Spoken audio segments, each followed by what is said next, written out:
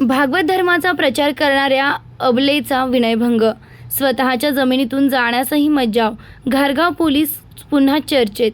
निष्क्रिय पोलीस निरीक्षकांच्या अखंड साखळीत अडकलेल्या तालुक्याच्या पठार भागात गुन्हेगारांनी हौदोस घातलेला असताना आता त्यात बळजबरीनं शेतजमीन सोडून देण्यासाठी चक्क अबलेच्या पदरालाच हात घालण्याचा संतापजनक प्रकार समोर आलाय.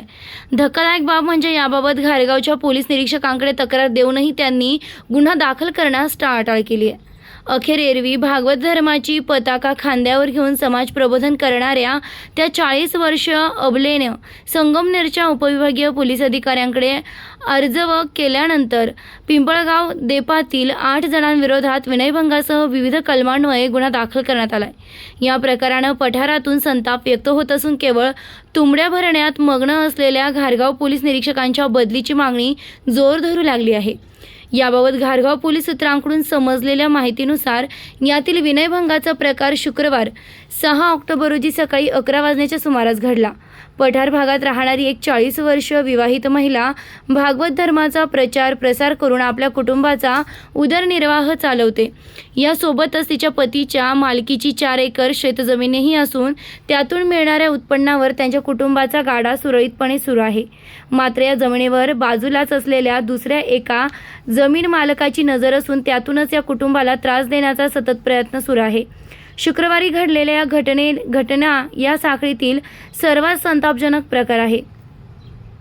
शुक्रवारी सदरील महिलेचा पती शेळ्या चारण्यासाठी तर दोन्ही मुलं शाळेत गेलेली असताना त्या महिलेला घरात एकटे पाहून बाजूच्या शेतजमिनीचा मालक शिवाजी भागा खेमनर हा त्यांच्या घरात शिरला.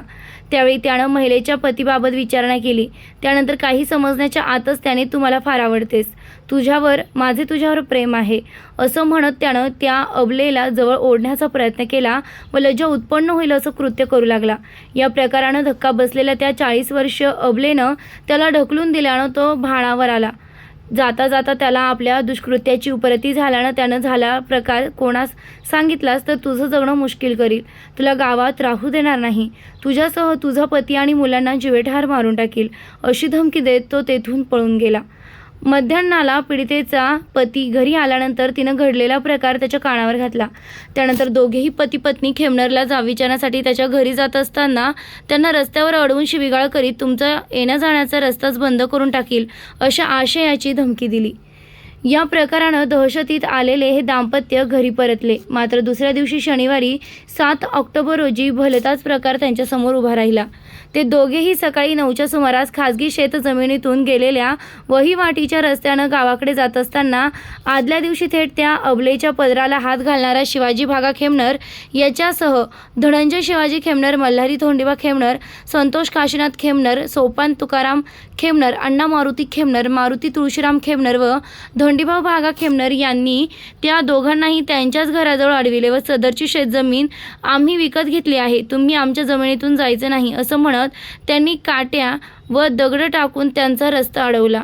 मात्र भ्रष्टाचाराच्या कारणांनी काळवंडलेल्या घारगाव पोलिसांकडून त्यांना कोणतीही मदत मिळाली नाही. सदरील महिलेनं स्वतः पोलीस निरीक्षक संतोष खेडकर यांची भेट घेऊन त्यांना घडलेला प्रकार कथन केला. मात्र त्यांनी सगळा प्रकार केवळ गोष्टीसारखं ऐकून घेत त्याकडे सपशेल दुर्लक्ष केलं. अखेर त्या अबलेनं संगमनेरचे उपविभागीय पोलीस अधिकारी सोमनाथ वागचौरे यांना आपबीती सांगितल्यानंतर त्यांच्या आदेशानं घारगाव पोलीस ठाण्यात वरील 8 जणांविरोधात भारतीय दंड संहितेचे कलम 354 452, 341, 141, 143, 504, 506 प्रमाणे गुन्हा दाखल करण्यात आलाय.